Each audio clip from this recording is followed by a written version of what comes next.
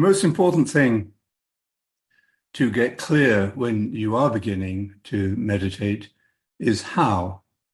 Like boiling an egg or riding a bike and other similar complicated things, you only learn how by doing it with practice. Twice a day, morning and evening, may seem a big commitment, but in a surprisingly short time, you will discover that it adds time to your day rather than taking it away. You become mentally and emotionally clearer and calmer, and because you're wasting less time, you become more decisive. So any time you spend developing this practice, a life-changing, enriching habit, is a good investment. It takes discipline, of course, but meditating with others regularly will make it easier to develop that discipline.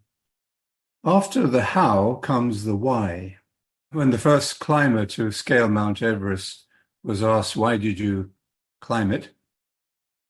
he said, "Because it was there." John Mayen said, "When we meditate because we are designed to meditate. It's natural to us."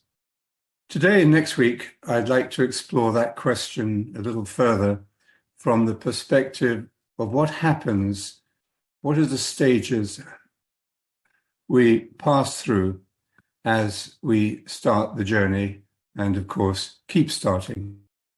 There's a story of how 4 fishermen began to be disciples. They were washing their nets as Jesus was talking to a large crowd on the lake shore. He asked Peter if he could get into Peter's boat and push out a little so that he could be heard better by the crowd.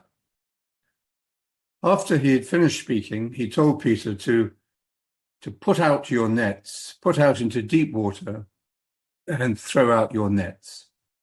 Peter replied that they had been fishing all night and it had been a bad night and they'd caught nothing.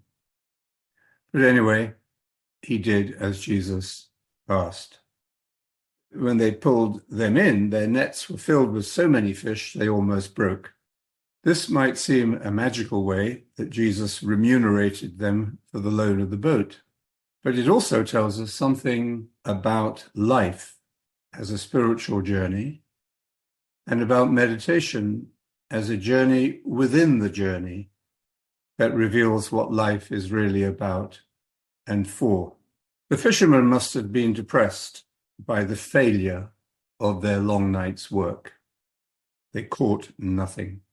But because they trusted in the connection they felt with, to them at that time, this unknown teacher on the lakeshore, their fortunes turned around dramatically.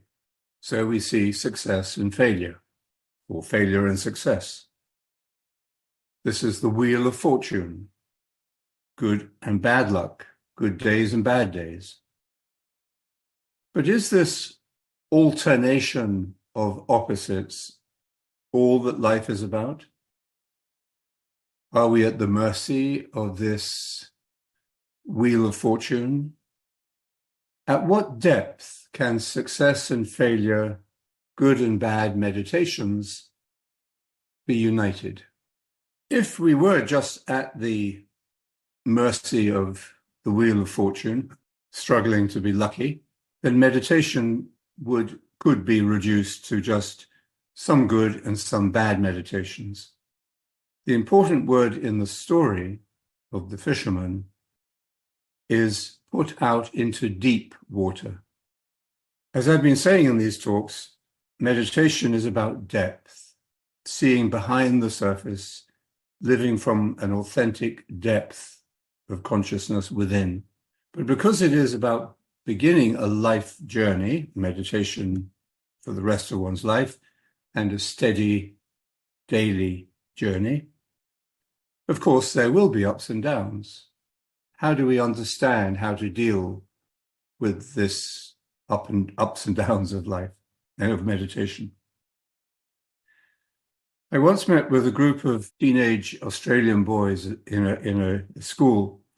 They'd been meditating for a few years and had been taught to meditate by a teacher that they greatly respected and loved. They told me how grateful they were that he'd introduced them to meditation early in their life journey, because they said they could see that friends of their age who did not meditate seemed much less capable of handling the extreme swings, the ups and downs of life, so intense, especially in adolescence. And so they used to introduce meditation to their mates who thought it was cool. And they weren't in the least embarrassed to meditate openly during the lunch break at school or when they hung out at each other's homes. They'd also learned that keeping meditating, whether you felt that a particular session went well or felt like a waste of time, this steadiness had an impact on how they handled every aspect of their lives, their inner moods and the outer events, swings of fortune. The practice itself teaches us that it is a direct way of self-transcendence. We come to be less mastered by our volatile reactions to disappointments or betrayals. And this is a basic lesson in learning to be happy and peaceful in the face of the slings and arrows that life can throw at us. It is a discovery of our potential, a journey into self-knowledge and self-acceptance, also known as humility. Every time we meditate, we begin again from where we are. And this means that meditation never becomes a mere habit or routine. It cuts down on the amount of time that we spend in life on automatic pilot, or generally sleepwalking through life. To keep the practice of meditation fresh, I suggest that you refresh it regularly. For example, with a retreat, by meditating with others, by listening to some teaching, or sharing the gift of meditation with others is a very good way of refreshing it for yourself. And this will help you to continue to go out into deep water while keeping faithful to the simplicity of the mantra. In that way, God becomes less of an idea and more of an experience, with inner freedom, peace, creativity, stability, and hope. There comes a sense of indescribable goodness and benevolence. And this replaces the anxiety and suspiciousness that are so prevalent in today's stressful and polarized and divided culture. The grip that the concepts of failure and success have over us also diminishes. We don't see life just in terms of success and failure, because we learn through meditation that what seems like failure does not need to oppress us with shame or self-rejection, but that when it is simply humbly accepted, failure leads to growth, inner growth, and expansion outwards. And no obsession with success or approval can match that. And this means we have to be very careful not to bring the virus of perfectionism, which is so prevalent in our culture of success. We don't want to bring this perfectionism into our practice of meditation. And this is another way of describing the faith that I've been talking about. And saying the mantra faithfully will teach us through our own experience. Life for a meditator is not only less stressed and fearful, it is also more interesting and surprising. Soren Kierkegaard called faith a leap into paradox. What seems like the contradictory and sterile habit of living in an either-or world, as we more and more are impelled to do, this either-or living, this divided world, is changed into living in the primal energy of wholeness. That's what we find at the heart of the paradox. Not taking polarized positions, but uniting opposites. I was talking about that last week in terms of language. That we can go to the root sound at the heart of words that are contradictory to themselves. St. Paul is an inspiring man of faith, but he may not have been the best person to go on holiday with. When he arrived in Athens, he was so revolted at the idolatry of the people that he didn't go and see the sights. He went straight to the places where philosophical and religious debates were held. And the Athenians loved to argue about things. And he went to a place called the Areopagus, and amid the religious supermarket of gods, and much like our own world's spirituality markets and marketing, Paul told them that he had seen on the way an altar to the unknown God. And he said, "This is the God I'm going to speak to you about." With meditation, God becomes a living mystery, a loving mystery, always beyond our comprehension. Many today that I meet struggle with commitment of all kinds.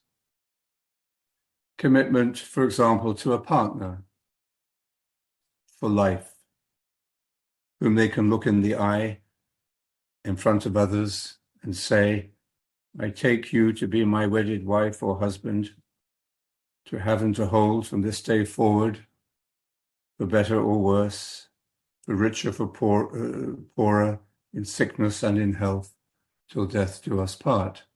Quite a major act of commitment. People, all of us today, are conditioned to want to be free, to keep their options open in case things go wrong.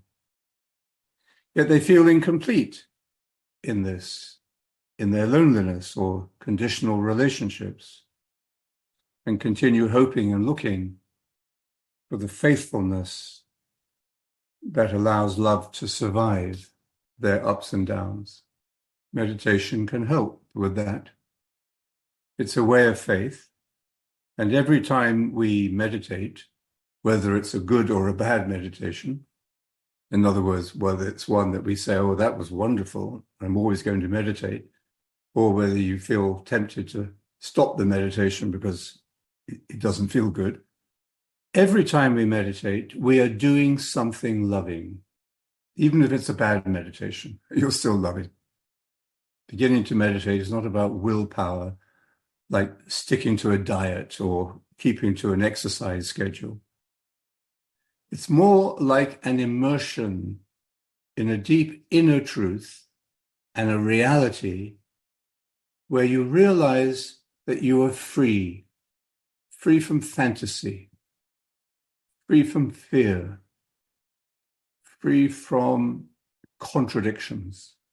And so meditation makes us feel increasingly more real because it is a discovery of authenticity, and that changes us. The signs of this become visible fairly soon if you meditate regularly. And they become visible in the most important aspect of our lives, which is what? Relationships. Relationships are the sacred ground of our life, the most important part of our life. Why does meditation influence all these relationships? because it works first on our relationship with ourselves. This is the most personal and transforming fruit of meditation. In our relationships, we begin to see other fruits falling into our lap. Love, joy, peace, patience, kindness, goodness, fidelity, gentleness, and self-control. And these are the signs that we experience, signs of the unknown God. So all of this, of course, is a very personal experience, but it calls for verification and interpretation. What does this mean? Why is meditation making me feel more at peace with myself? Or why is it making me easier with other people? Why do they find me easier to live with? And this is where the wisdom tradition comes in. Tradition is a community. Tradition is a community of the dead and the living and those yet to be born. And in this community, experience, deep experience, is transmitted. It unites us to others as we learn to understand ourselves. It does what social media was invented to do, but fails to do, to connect us, but not just in audiovisual communication, but in communion. Without a connecting experience to tradition, we are likely to feel like orphans, children who have lost or never knew their parents and families, lacking a sense of their origin and the security of home. Tradition is a living transmission of spiritual intelligence. It is greater than our individual isolated selves. It helps us to grow from childish arrogance or adolescent know-it-allness to a mature selflessness.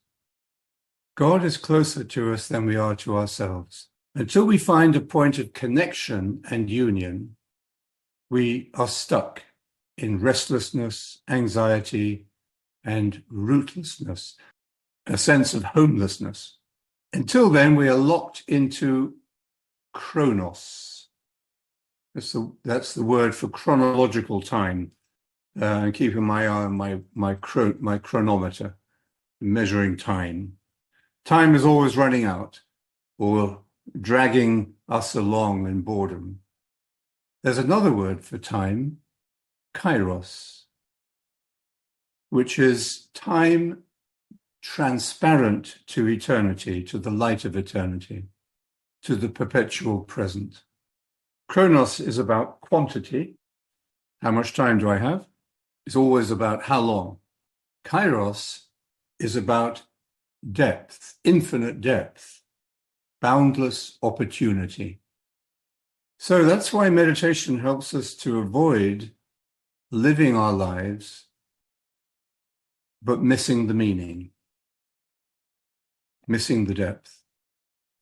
We can bring chronos and kairos together simply by integrating meditation into our daily routines. And when we intersect kairos and chronos in daily life, it reveals life's true colors.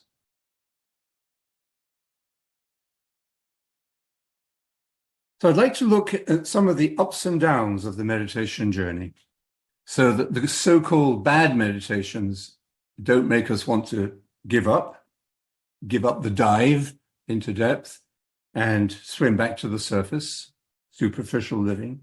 In fact, I think if we see the whole journey, we won't make the mistake of calling them good and bad meditations at all. People talk about good and bad trips when they've had drug experiences. But meditation is not a trip. It's a pilgrimage. The wisdom tradition of meditation prepares us for the stages of the journey. The Christian mystical tradition, for example, speaks of kenosis, which means emptying, the first stage, henosis, or unifying, integrating, the second stage, and theosis, or divinization, the ultimate stage. You could translate that maybe today as the first stage is detox. Then we come into healthier living. And then finally, we reach our full potential. The 14th century poet Dante wrote the Divine Comedy, one of the world's greatest long poems. And he did it in 3 parts called Hell, Purgatory, and Paradise. Every human being eventually discovers what these words signify. Meditators have the advantage of living with that understanding throughout their lives. Dante treats hell as an experience of eternal punishment merited by our own karma, our own sins. This doesn't need to be and shouldn't really be taken literally. But when you are in hell, and perhaps all of us have been in hell for hopefully a short time, anyone who has been in hell certainly feels like it's forever, and that the mercy of God, or any mercy, will never, ever touch us again. If you don't feel that, it's not hell yet. It's just a bad day. The difference with purgatory is not the degree of pain, but that in purgatory, we already know that we are going through something. That makes a huge difference. It will come to an end. I'm not incarcerated in this forever. That would be despair. That is hell. But in purgatory, we sense that the pain is healing and preparing us for the next stage, health of body, mind, and spirit. So we can see meditation as a conscious journey through these stages. But because it is in the spiritual dimension of reality, it is cyclical, not linear. There's no reason for us to fear it because it is natural, it is real, and it's unavoidable, and it's universal. When you begin to meditate, right at the very beginning, and I think I had this when I first began, you can have a glimpse of paradise. And you think, oh, I'm lucky. I've got a short direct flight to paradise. But unless we are already very pure, we all need some detox. Dante describes it graphically in his 9 circles of hell. 9. Again, don't panic yet. He describes the kind of poisons or impurities that we have ingested or been conditioned by, and which have affected us, and that we have to come to terms with so that they can be flushed out. I won't go into too much graphic detail, but these just run through them very quickly. The first is limbo. We're not in pain in limbo, but we feel we will never reach heaven. We're safe and secure, but we'll never get there. Then there's lust, which he says is like being buffeted by strong, endless, fierce gales. There's gluttony, which he says is like being out and the excrement is raining upon you. Or greed, which is like pushing great weights against others that you are in competition with. Anger, endless fighting. Heresy, perversion of the truth, fake news, conspiracy theories. Violence against others or against our environment. Fraud, deception, scams, lies, corruption, sexual manipulation, and finally, treachery to family, to your homeland, to your community, or to guests, or to teachers. Judas is there. And that's also in the 9th circle of hell. That's where Satan is embedded in ice. So it's a very graphic image of hell. Of course, when we sit to meditate, we won't always be struggling with these torments. but it's good to know about them. The monks of the Christian desert call them the great obstacles or principal faults. The Buddhists call them negative afflictions. Ignorance, attachment, and aggression are the three main poisons in Buddha's philosophy. However, the seeds of anger, lust, or greed, the memory of deceptions or betrayals, can be in us and present, even repressed, in our memory banks. Next week, I'll offer another map of the journey, which takes us through the levels of consciousness. And I'll try to show there that most of the work of purification and liberation is not traumatic. It's done quietly in the unconscious. Sometimes it bubbles up to the surface. But the time of meditation is not a time for analyzing all of this. But sometimes meditation brings things out of the shadows. Jesus said, "There is nothing hidden that will not be disclosed, and nothing concealed that will not be known." Meditation is purifying, liberating, and illuminating. It restores us to what the Desert Fathers called apatheia, or health of soul, is within the process of self-knowledge, which brings us inevitably to the knowledge of God. Meditation is deeply therapeutic, but it's not a talking therapy or an analytical therapy. The time of meditation is not the time for us to be looking through the photograph albums of our lives. It's the time for this deeper healing and integration that is achieved in the power of silence. In his ascent from hell into purgatory, Dante's imagination of sufferings and karmic burdens is very creative and shocking. But we'll pass over purgatory and move to the goal of life, the ultimate aim of meditation, which Dante describes in his vision of the journey through paradise towards the beatific vision, the vision of God, the union of human beings with God, and of all the cosmos in love. In his sublime poem, we see the human being as a pilgrim, being led from an encounter with the shadow side of reality and ourselves, through illusion, we might say, through all our hardened egotistical layers and complexities, finally to our own essential goodness. In his vision of paradise, there are also 9 concentric spheres, bursting with an ever more intense and beautiful cosmic harmony, the great Shalom. Each degree of paradise is another stage of knowing God.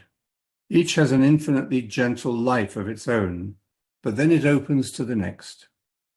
Dante is the pilgrim who's now being led through paradise by his beloved and beautiful Beatrice, with whom he had fallen in love when they were children, who died young, but became his lifelong muse.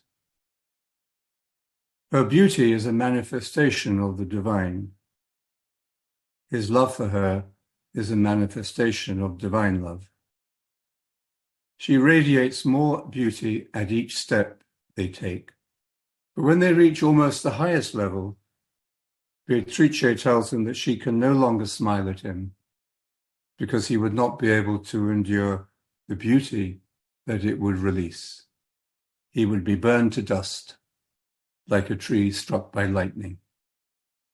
What I think we can learn from this is that the journey of meditation is this spiritual journey, which in fact has no end because it is a journey into the eternal mystery of God. It is the human journey bringing us to human fullness by leading us home. At the threshold of the divine, Dante understands that every wish comes true because it is ripe and whole, and each part is where it always was. Beatrice leaves him at this point, and he's now free to fix his gaze undistractedly on the eternal light. And he sees how it contains within its depths all things bound in a single book by love. And this gaze begins the final stage of his preparation and the end of the poem. I'd like to just read it to you before we finish and we meditate. As I learned to see more and the power of vision grew in me, he wondered, how could our image, us, fit into this circle of the divine? How could we conform with God? But he says, already my desire and will were being turned like a wheel, all at one speed. So it's as if he was being perfectly coordinated by the love that moves the sun and other stars. Now, that's quite a long way from hell, but we need to see that meditation takes us through, in a cyclical way perhaps, these experiences. But we don't want to get stuck on thinking of good and bad meditation. Meditators often say they meditate day by day because it releases in them an experience of the meaning and purpose of their lives, the ultimate meaning of their lives. We might not express it in the way Dante did, but the essential elements are the same. Meditation teaches us the primacy of love. It harmonizes us with our true self as it purifies us of our attachments and illusions. And it makes us feel the harmony of each of us with all of us and with the all. All that is necessary is that we start from where we are. And that is true of every meditation, and now in this one too, which we are going to enter into. That's the beginning. And the experience at the end, except the end is endless, the experience is one and universal. Everything, as Dante said beautifully, is bound in the book of love. Everything is in one book, and the book is love. So there are no good and bad meditations in that sense, once we see the whole picture. Even the process of simplification, integration, purification, detox can be painful and confusing, but it has a purpose. And that purpose brings fruits. So daily meditation will teach us what this means and can give us even now a taste of it.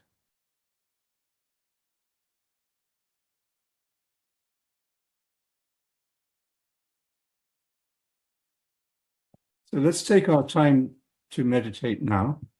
Remember again the basic checklist. First of all, your physical posture. We meditate as a whole person.